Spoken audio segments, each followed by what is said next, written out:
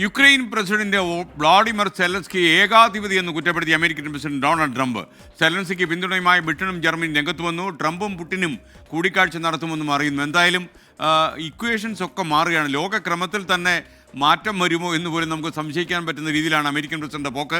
ഈ അവസരത്തിൽ ഈ വാർത്തയെ അപഗ്രഥിക്കാൻ നമുക്കൊപ്പം നമ്മുടെ വിദേശകാര്യ വിദഗ്ധൻ പി ജെയിംസ് തത്സമയം ചേരുന്നു. Good morning. Good morning എസ്കേൻ.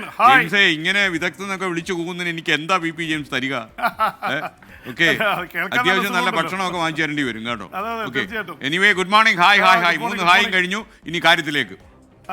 എസ്കേൻ, ഈ ഡൊണാൾഡ് ട്രംപ് ഒറ്റ ആഴ്ച കൊണ്ട് ട്രംപും പുടിനും കൂടി ഈ ലോകക്രമത്തെ കീഴ്മേൽ മറിച്ചിരിക്കുകയാണ്. കരണം മറിക്കാന്നൊക്കെ കേട്ടിട്ടേ ഉള്ളൂ.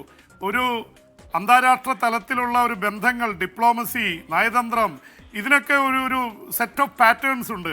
അതിൽ ബന്ധങ്ങൾ കൂടിക്കൊണ്ടിരിക്കും, കുറഞ്ഞുകൊണ്ടിരിക്കും. അതിനൊക്കെ ഒരു ടൈം ഫ്രെയിം ഉണ്ട്. പക്ഷേ ഒറ്റ ദിവസം കൊണ്ട് എല്ലാം കീഴ്മേൽ മറിക്കുക. ജോ ബൈഡൻ അമേരിക്കയുടെ പ്രസിഡന്റ് ആയിരുന്നപ്പോൾ ഏറ്റവും കൂടുതൽ ആയുധങ്ങൾ കൊടുത്ത് ഉക്രൈനെ എക്യുപ്പ് ചെയ്ത് ഈ ഫെബ്രുവരി 24-ന് 3 വർഷം തികയുന്ന ഉക്രൈൻ യുദ്ധത്തിൽ ഉക്രൈനെ പിടിച്ചു നിൽക്കാൻ കഴിഞ്ഞത് അമേരിക്കയുടെ വലിയ ആയുധ ശേഖരവും സാമ്പത്തിക പിന്തുണയും മൂലമാണ്. ജോ ബൈഡൻ മാറി, ട്രംപ് വന്നു. ഈ ജോ ബൈഡൻ്റെ മുഴുവൻ നയങ്ങളെയും മാറ്റിമറിച്ചുകൊണ്ട് റഷ്യയുമായി ചങ്ങാത്തം കൂടുന്നു. റഷ്യൻ പ്രസിഡന്റ് പുടിനുമായിട്ട് കഴിഞ്ഞ ആഴ്ചകളിൽ ദീർഘനേരം സംസാരിച്ചു. ഇപ്പോൾ ഇതാ വ്ളാഡിമിർ പുടിനുമായി കൂടിക്കാഴ്ചയ്ക്ക് ട്രംപ് ഒരുങ്ങുകയാണ്.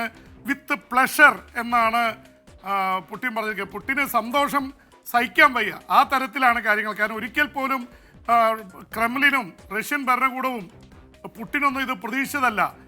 യൂറോപ്പും അമേരിക്കയും ഒരുമിച്ച് നിന്ന് ഉക്രൈനെ പിന്തുണച്ച് തങ്ങളെ വല്ലാതെ തകർത്തിരിക്കുന്നു എന്ന് പറഞ്ഞുകൊണ്ടിരുന്ന സമയത്താണ് അമേരിക്ക ഏറ്റവും ശക്തമായിട്ട് നിലപാട് മാറ്റി വന്നിരിക്കുന്നത്. അതുകൊണ്ട് തന്നെ പുടിന് ആഹ്ലാദിക്കാൻ വകയുണ്ട്. അതിനിടയിലാണ് എസ്കെഎൻ ട്രംപ് ഏറ്റവും വലിയ അടി കൂടി അടിച്ചിരിക്കുന്നു.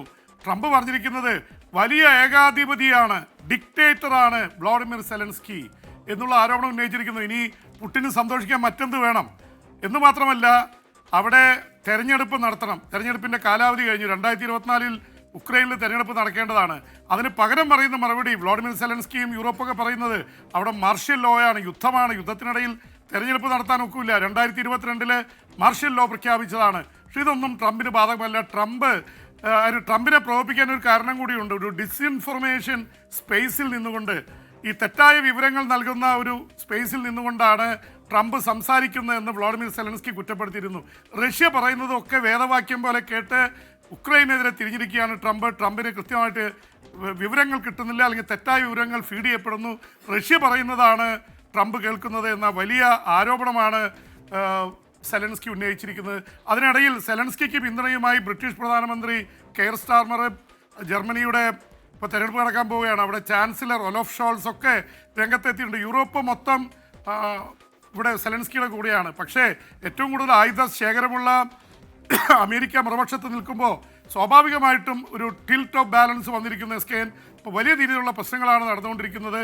എന്തായാലും ഇവിടെ സൗദിയിൽ റഷ്യയുടെയും അമേരിക്കയുടെയും ഉന്നതതല സംഘം കണ്ടതിന് ശേഷം കാര്യങ്ങൾ മുന്നോട്ട് നീക്കാനാണ്. ഇപ്പോൾ റഷ്യ പിടിച്ച സ്ഥലമൊക്കെ അവർക്ക് വിട്ടുകൊടുക്കുക. പിന്നെ അതുപോലെ തന്നെ ഉക്രൈന് പ്രത്യേകിച്ച് സെക്യൂരിറ്റി ഡീലൊന്നുമില്ല, ഉക്രൈനോട് ചർച്ച ചെയ്തിട്ടില്ല. ഉക്രൈനോട് ചർച്ച ചെയ്യാത്താണ് സെലൻസ്കിയെ വല്ലാതെ പ്രകോപിപ്പിച്ചത്. അപ്പോൾ സെലൻസ്കിയെ ടാർഗറ്റ് ചെയ്ത് അമേരിക്കൻ പ്രസിഡന്റ് നിന്നിരിക്കുന്നു. അമേരിക്കൻ പ്രസിഡന്റിന് സ്വന്തം നാട്ടിലും തിരിച്ചടി വരുന്നുണ്ട്. സ്വന്തം പാർട്ടിയിലെ സെനറ്റർമാർ, റിപ്പബ്ലിക്കൻ സെനറ്റർമാർ അദ്ദേഹത്തിനെതിരെ വന്നിരിക്കുന്നു. ഉക്രൈനെ തടയേണ്ട കാര്യമില്ല, റഷ്യയുടെ ചങ്ങാത്തം വേണ്ട, റഷ്യ പ്രസിഡന്റ് പുടിനെ തൂക്കിക്കൊല്ലണമെന്ന് വരെയാണ് അദ്ദേഹത്തിൻ്റെ പാർട്ടിക്കാർ പറയുന്നത്. അതൊന്നും ട്രംപ് കേൾക്കുന്നില്ല.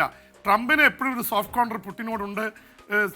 ചൈനയിൽ നിന്ന് റഷ്യയെ വിടർത്തി റഷ്യയുമായൊരു ചങ്ങാത്തത്തെക്കുറിച്ചാണ് ട്രംപ് സ്വപ്നം കാണുന്നത്. അതിനിടയിൽ ഒരു കാര്യം കൂടി ഉള്ളത്, ഇസ്രായേലുമായി ബന്ധപ്പെട്ട് വലിയ കാര്യങ്ങളൊക്കെ നടക്കുന്നുണ്ട്. 4 ബിബാസ് കുടുംബത്തിൽപ്പെട്ട ഇസ്രായേലി ബന്ദികളെ അവർ മരണമടഞ്ഞ നിലയിലാണ് അവർ കൈമാറുന്നതെന്ന് ഇസ്രായേൽ തന്നെ പറഞ്ഞിരിക്കുന്നു. അതിൻ്റെ പേരിൽ ഇസ്രായേലിലെ ബന്ദികളുടെ കുടുംബാംഗങ്ങൾ പ്രതിഷേധിച്ചിട്ടുണ്ട്.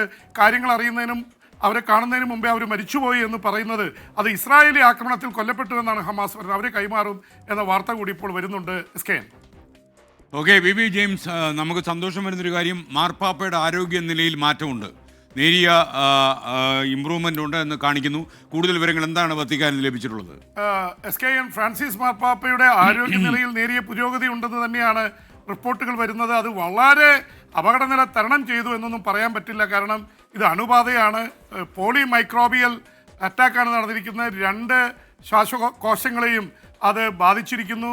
സ്വാഭാവികമായിട്ട് 88-കാരനായ മാർപ്പാപ്പയെ സംബന്ധിച്ചിടത്തോളം ഇതൊരു ലോങ് പ്രോസസ്സാണ്. ഇതിൽ നിന്ന് അതിജീവിച്ച് വരിക എന്നുള്ളത് അത്ര എളുപ്പമുള്ള കാര്യമല്ല. അത് വത്തിക്കാൻ പറയുന്നുണ്ട്, ഡോക്ടർമാർ പറയുന്നുണ്ട്. പക്ഷേ മാർപ്പാപ്പയെ സന്ദർശിച്ച് ഇറ്റാലിയൻ പ്രധാനമന്ത്രി ജോർജിയ മെലോനിയോട് അദ്ദേഹം സംസാരിച്ചു, കാപ്പി കുടിച്ചു, പത്രം വായിച്ചു. പക്ഷേ ഈ അണുബാധ ഉണ്ടായിക്കഴിഞ്ഞാൽ അത് സ്റ്റെപ്പ് ബൈ സ്റ്റെപ്പായിട്ടാണ് കൂടുന്നത്. അതിന് സ്റ്റിറോയിഡ്, ആൻറ്റിബയോട്ടിക്സ് ഒക്കെ കൊടുക്കുന്നുണ്ട്. അത് വേണ്ടത്ര ചെറിയ രീതിയിൽ പുരോഗതി കാണിക്കുന്നു എന്ന് തന്നെയാണ് കാണിക്കുന്നത്. അപ്പോൾ ആള് സംസാരിക്കുന്നു എന്നുള്ളത് രോഗം മാറിയതിൻ്റെ ലക്ഷണമല്ല. എന്ന് മാത്രമല്ല, റോമിലും അതുപോലെ തന്നെ വത്തിക്കാനിൽ നടക്കുന്ന സംഭവവാസങ്ങൾ പുതിയ മാർപ്പാപ്പയെ തിരഞ്ഞെടുക്കാനുള്ള ഒരുക്കങ്ങളിലേക്ക് കാര്യങ്ങൾ പോകുന്നുവെന്ന് തന്നെയാണ് അവിടുത്തെ റിപ്പോർട്ടുകൾ വരുന്നത്. ഒപ്പം തന്നെ മാർപ്പാപ്പയുടെ സെക്യൂരിറ്റി ഗാർഡ്സായിട്ട് അറിയപ്പെടുന്നത് പരമ്പരാഗതമായി സ്വിസ് ഗാർഡ്സ് ആണ്. സ്വിസ് ഗാർഡ്സ് റിഹേഴ്സൽ നടത്തി. ഒരുപക്ഷെ ആ റിഹേഴ്സലിനെ കുറിച്ച് മാർപ്പാപ്പയുടെ പാസിംഗ് ഓവർ ഇവിടെ പറയുമ്പോൾ അതിനു വേണ്ടിയുള്ള ഒരുക്കങ്ങളുടെ ഭാഗമായിട്ടുള്ള റിഹേഴ്സൽ നടത്തി എന്നുള്ള റിപ്പോർട്ടുകൾ മാധ്യമങ്ങൾ റിപ്പോർട്ട് ചെയ്യുന്നു.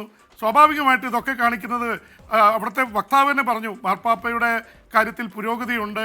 പക്ഷേ മാർപ്പാപ്പ ഇപ്പോൾ മരിക്കുന്നൊന്നും ഞങ്ങൾ പറയുന്നില്ല. പക്ഷേ മാർപ്പാപ്പ തീർച്ചയായിട്ടും കടന്നു പോവും, അതെല്ലാവരും കടന്നു പോകേണ്ടി വരും എന്നുള്ള തരത്തിലുള്ള പ്രതികരണമാണ് ഇപ്പോൾ വത്തിക്കാനിൽ നിന്ന് വന്നിരിക്കുന്നത്.